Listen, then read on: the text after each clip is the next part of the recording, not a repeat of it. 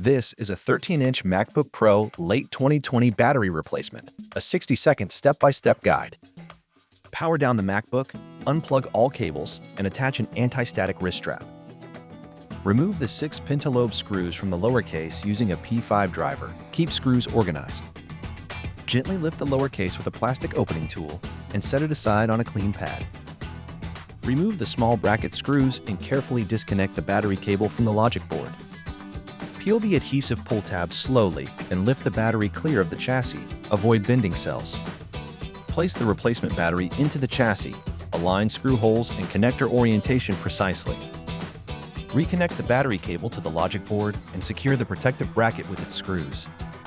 Reposition the lower case and reinstall all 6 pentalobe screws evenly to avoid warping. Power on the MacBook and confirm the new battery is detected in system information. Run a quick battery health check and monitor charging for a minute to verify stable behavior. Replacement complete. Recycle the old battery responsibly and enjoy restored runtime.